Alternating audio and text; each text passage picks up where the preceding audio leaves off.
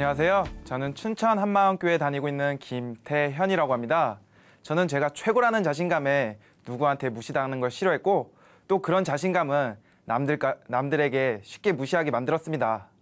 하지만 하나님의 말도 안 되는 사랑 앞에 그냥 굴복된 제 간증을 이 자리에서 나누려고 합니다.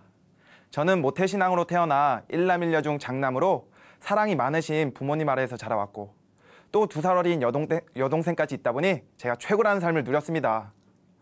어린 나이였지만 한 번은 고모네 집에서 동생에게 야, 이제 집에 가자 라고 말을 하였는데 저를 무시하고 따르지 않는 거예요. 그래서 전 와, 네가 내 말을 안 들어? 감히 내 말을 안 들어? 하며 머리를 붙잡고 100m 되는 거리를 집으로 끌고 왔습니다. 그런 동생은 제가 무서워 부모님한테 이르지 못하며 철저히 제 하인 역할을 하게 되었어요. 제가 외출할 때면 양말과 신발을 신겨주는 것은 기본이고 남들은 부모님한테 뺏긴다는 세뱃돈과 용돈까지 다 제가 뺏었습니다. 이렇게 또 동생의 음식까지 뺏어 먹다 보니 몸은 또래 아이들보다 커서 초등학교에서도 자연스럽게 우두머리 역할로 아이들을 이끌어 나갔습니다. 그렇게 중학교에 입학하게 되면서 다른 아이들도 몸이 커지니까 저를 무시하는 눈빛과 무시하는 행동을 하였고 전 그 자리에서 때리기 시작하였어요. 그렇게 전 학교에서 아이들을 일방적으로 때리기도 하고 몇 번의 싸움으로 학교에서 학교 짱이라는 수식을 얻게 되었어요. 그런 제 주변에는 저처럼 남들에게 대단해 보이고 싶어하는 친구들이 뭉치게 되었고 그런 저희는 더 대단하다는 것을 보여주기 위해 여러 가게들을 돌며 술도 훔쳐 마시고 다른 아이들에게 폭력을 사용하여 돈도 뺏고 자동차 안에 비싼 물건이 보이면 절도 등을 서슴없이 하게 되었습니다. 이런 잘못된 행동들은 매번 운이 좋게 걸리지 않게 되면서 누가 나 막을 건데 하며 자신감이 커져갔어요. 그렇게 고등학교 입학할 시기가 왔고 성적에 맞춰 고등학교에 진학하게 되었습니다. 고등학교에서도 제 주변에는 친구들이 다시 또 모여들었지만 중학교 때만큼의 큰 재미를 못 느끼면서 중학교 친구들과 컴퓨터 게임을 시작하게 되었어요. 그렇게 시작된 게임은 알람을 맞춰가며 하루 2-3시간씩 자면서 하게 되었고 그런 노력 끝에 게임에서 제일 높은 자리에 제일 먼저 가게 되면서 그 속에서 제 한마디에 500명 이상의 사람들이 순식간에 모이는 제가 왕인 생활을 누렸습니다. 그 속에서 전 다른 남자 역시 대단해. 누가 날 한번 무시해봐. 어떻게 하는지 보여줄게. 하며 자신감이 또 커져가는 가운데 고3 수시 지원 시기가 와서 담임 선생님을 찾아갔어요. 선생님, 수시 지원을 하고 싶은데 지원 전략 좀 짜주세요. 했더니 선생님은 야, 네 내신이 9등급까지 중 6, 7등급 사이야. 전략도 어느 정도 점수가 돼야지 하며 그냥 제일 낮은 대학교를 추천해줬어요. 그래서 전 나를 무시해? 날? 내가 알아서 하는 거 보여줄게 하며 혼자 전략을 짜기 시작했어요. 우선 내가 반장 맡은 걸 이용해 리더십 전형으로 지원한다면 경쟁률이 상당히 줄어들 것이고 내가 자신 있는 수학을 꼭 최저 등급으로 받아야 하는 학교를 찾게 되면서 지방의 한 국립대를 지원하게 되었습니다. 그곳의 경쟁률은 2명 뽑는데 8명이 지원하는 4대1이라는 경쟁률을 보였고 전 4대1이라는 경쟁률을 보아도 그리 두렵지 않았어요. 왜냐면 제 마음속엔 난데 나니까 잘 되겠지 뭐 다 하향 지원이겠지 하며 면접 준비 또한 하지 않고 면접을 보러 갔어요. 저는 면접 질문에 충만한 자신감으로 대답을 대충 하며 교수님들을 당황시켜드렸어요. 그 자신감의 이유는 전 미리 면접 대기실에서 모든 아이들에게 다가가 무슨 전형으로 오게 되었냐고 물어보았고 그중 저와 한 사람만 리더십 전형으로 온 걸 알았기 때문이었어요. 지원자 8명 중 정말 6명이 안 오는 제 예상과 같은 일이 일어난 것이었어요. 하지만 아직 한 가지 고비가 남았었는데요. 그건 바로 최저 등급제였어요. 그래서 전 수학만 공부하게 되었고 그렇게 받은 수학 점수는 정확히 턱걸이로 최저 등급을 딱 받게 되었습니다. 그렇게 전 그 학교 통지서를 가지고 당당히 담임 선생님을 찾아갔어요. 봤지? 이게 나야! 라는 표정으로요. 그렇게 운이 좋게 들어간 대학에서는 제 자신이 높아져 있어 마음에 드는 친구도 하나 없고 사람들까지 무시하기 시작했어요. 길을 지나가는 사람들의 얼굴이 못생기거나 여드름이 많거나 뚱뚱한 사람들을 만나면 숨을 참았습니다. 왜냐면 그들이 들이마신 공기가 그 몸 안에서 한 바퀴 순회 후 제가 마시는 게 역겨웠으니까요. 가끔 저도 모르게 그 공기를 마시면 헛구역질까지 하였습니다.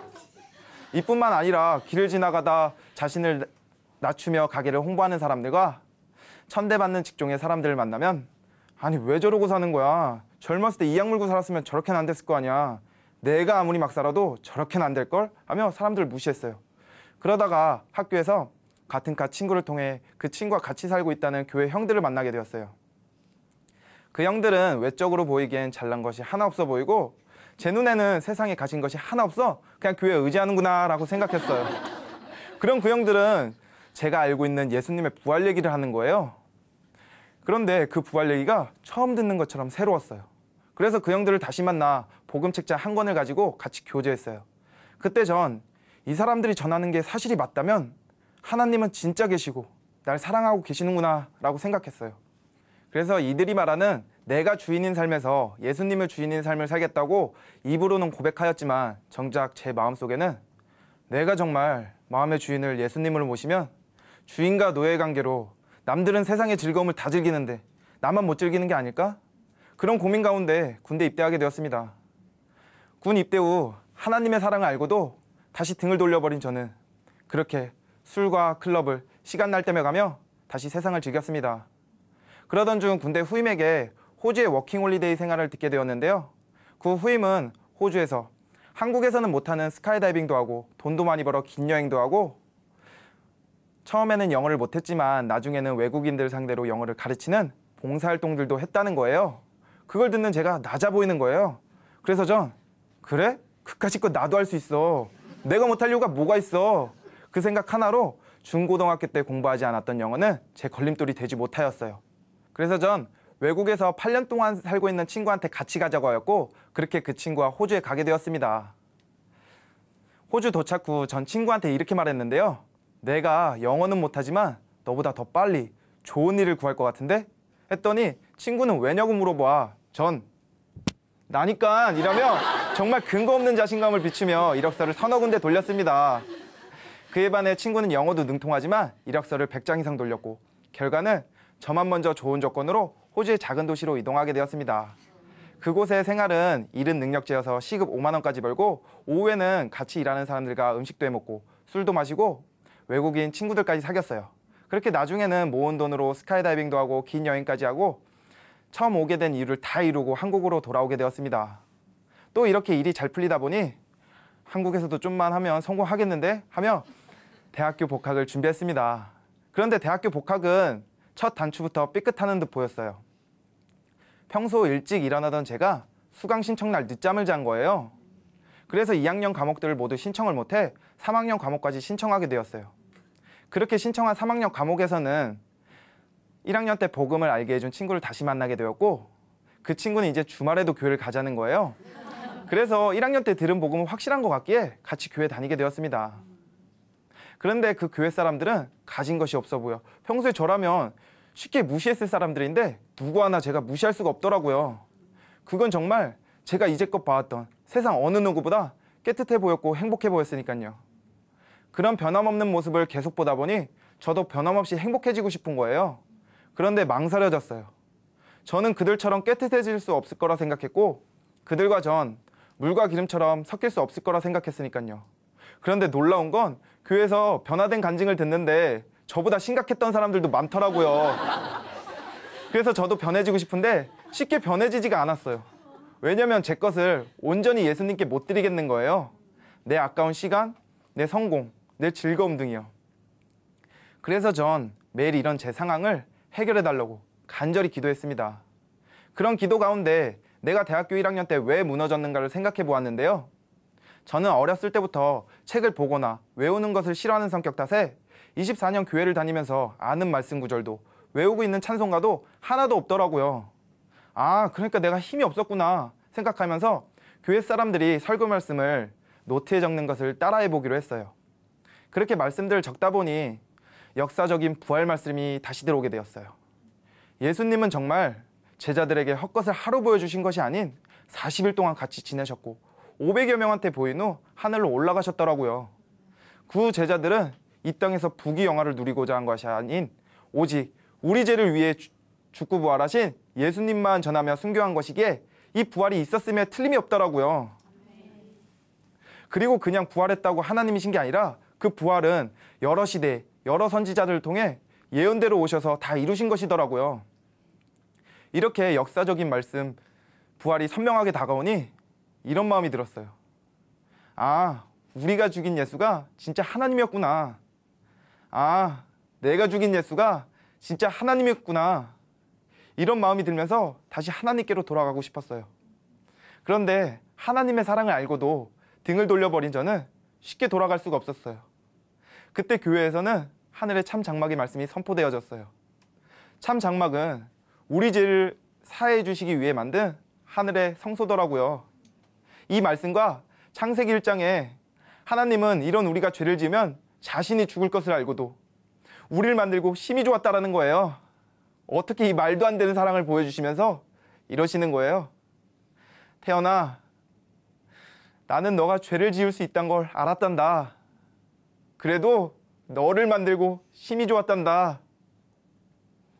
그리고 너가 날 다시 등을 돌렸을 때도 여전히 널 사랑했단다. 태연아, 너가 다시 돌아와 주길 바란단다. 아무 걱정하지 말고 내게로 오라. 그래서 전 하나님, 저는 세상 것이 너무나 좋았어요. 하나님, 저는 제 것을 하나님 것이라고 인정하기 힘들었고 저를 낮추기가 너무나 힘들었어요. 하지만 하나님의 그 사랑이 너무나 커서 제가 놓지 못했던 것들이 이제 아무 필요가 없게 느껴져요. 그저 하나님만 사랑하고 하나님과 함께하고 싶어요. 이런 기도를 드렸습니다.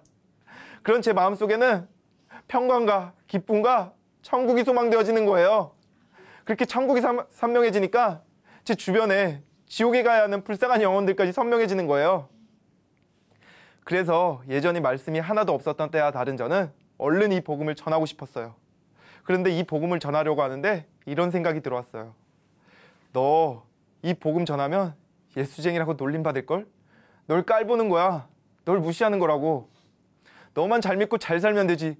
누구한테 이 다 아는 예수를 증거하려는 거야? 이런 생각들이요. 그래서 전 내가 불쌍한 영혼을 생각해. 이 복음을 전하는 것도 중요하지만 듣는 사람이 나 때문에 시간이 뺏기고 불쾌하니까 그저 듣고 싶어하는 사람만 전해야 하는 게 아닐까? 이런 고민 가운데 다시 기도했습니다. 하나님, 전 남들한테 무시당하는 게 싫어요. 절 얕보는 게 싫어요. 하지만 하나님, 이 복음이 너무나 확실하기에 다른 사람들한테 전해주고 싶어요. 담대함 좀 주세요. 라고 매일 기도했습니다. 그런 기도 가운데 교회 한 형제에 부활을 붙잡고 일어나자는 간증으로 다시 한번 부활의 사랑 앞에 높았던 제 마음이 그냥 굴복되면서 눈물이 터져 나오는 거예요. 예수님도 무시와 천대를 받았지만 나를 생각하며 참으셨구나. 그런데 지금 난 마음이 높아져 있어. 죽어가는 영혼에게 진짜 생명을 살리는 이 귀한 복음을 실제로 못 받아들였구나 하는 생각이 들면서 이 흔들리지 않는 역사, 부활 사건을 붙잡으며 놀림과 핍박을 예상하며 전했는데요. 내가 믿어서 이 성경이 옳다가 아닌 역사적인 사건 부활과 목숨을 걸었던 순교자들을 보여주며 이렇게 말해요. 난 24년 교회를 다니면서 누굴 전도해 본 적이 한 번도 없어. 왜냐면 그땐 내가 확신이 없었거든. 그런데 지금 난 너무나 확실해서 너한테 이 얘기를 하는 거야. 이렇게 확신 가운데 전하니 신기하게도 듣는 사람들 입에서는 공통적으로 하는 말이 있었습니다. 네가 이렇게 변한 거 보니 나도 교회 가보고 싶다. 네가 이렇게 확신하는 거 보니 뭔가 있는 것 같다. 너가 날 이렇게 생각해줘서 고맙다 하며 저를 오히려 좋아해주며 다르게 보는 것이었어요. 그러나 가끔 계속 복음을 전하는 저와 술을 마시지 않는 저를 보고 야, 너만 교회 다녀? 내가 아는 사람들도 다 교회 다니는데 술 마셔 하며 저만 유독 심한 예수쟁이처럼 바라보며 바보 취급을 하는데요. 고린도전서에 그리스도의 고난에 참여하는 것으로 즐거워하라. 그리스도인으로 고난을 받은 즉 부끄러움 말고 도리어 그 이름으로 하나님께 영광을 돌리라. 이 말씀이 제 마음에 임해지면서 예수쟁이라고 듣는 게 기쁜 거예요. 제가 예수쟁이라고 계속 불려졌으면 좋겠는 거예요. 제가 놀림받는데 이것이 하나님께로 영광 돌리는 것이어서 행복하고 또 오히려 이런 이미지 때문에 언제 어디서든지 더 당당히 이 복음을 전할 수 있더라고요. 남들한테 무시당하는 걸 싫어했던 제가 예수님을 위해 낮아지는 게 얼마나 행복한지 몰라요. 저는 남들한테 무시당하는 걸 싫어했던 만큼 남들을 쉽게 무시했는데요. 예수님이 주신 가장 큰 계명인 마태복음에 너희는 전심으로 하나님을 사랑하라. 그와 같이 네 이웃을 네 몸과 같이 사랑하라. 이 말씀을 매일 묵상하며 기도하니 제 주변에 몸이 불편하거나 보잘것없는 사람들한테 함부로 하지 못하겠는 거예요. 그들을 위해 예수님이 죽으셨고 하나님은 그들을 사랑하는 걸 알기에 제 몸과 같이 사랑하게 되더라고요. 그래서 그 영혼들한테 복음 전함에 지체없이 나가고 있습니다. 이제 저는 세상적으로 보잘것없는 사람들을 만날 때 그들과 같이 공기 마시는 게 역겨운 것이 아닌 그들이 제게 와 이 복음을 들어주는 게 오히려 너무나 감사하더라고요. 그리고 또 저는 학교 실험실에 있는데요. 학부생으로서 모르는 게 많아 그것을 배울 때 무시하는 말투와 무시하는 취급당할 때가 너무나 많아요. 예전 같았으면 내가 누군지 알아? 날 무시해? 그깟 지식하는 게 대수야? 하며 싸우며 실험실을 나왔을 텐데요. 지금은 그들을 사랑하는 마음과 무시당하더라도 제 마음의 주인은 예수님이기에 이미 제 삶은 이미 최고인 걸 알아요. 그래서 오히려 그들에게 밝게 다가가 복음을 전해요. 그리고 제가 많이 괴롭혔던 동생 있잖아요. 제 동생은 제게 어렸을 때부터 많은 무시와 놀림을 받아 지금 어디 가도 제 친구들이 다 소개시켜달라고 할 정도로 이쁜데도 자신감이 없어요. 그래서 이제 제 동생에게 문자로 사랑한다고 이쁘다고 자주 해요. 제 예전 모습이 어떤지 제일 잘 아는 동생은 처음 그 사랑한다는 문자를 받았을 때 그 문자가 제가 죽기 전 마지막 문자인 줄 알고 황급히 전화를 걸었더라고요. 지금도 이런 문자를 보내면 오싹하다며 하지만 매우 기뻐하며 자신감을 찾고 있습니다. 이렇게 저는 남들한테 무시당하면 화가 나고 남들을 쉽게 무시했던 삶에서 이제는 예수님을 위해 낮아지면 낮아질수록 너무나 기쁜 삶을 살고 있습니다. 이렇게 언제나 변함없는 사랑을 주시는 하나님께 감사드리며 이 간증을 마치도록 하겠습니다. 감사합니다.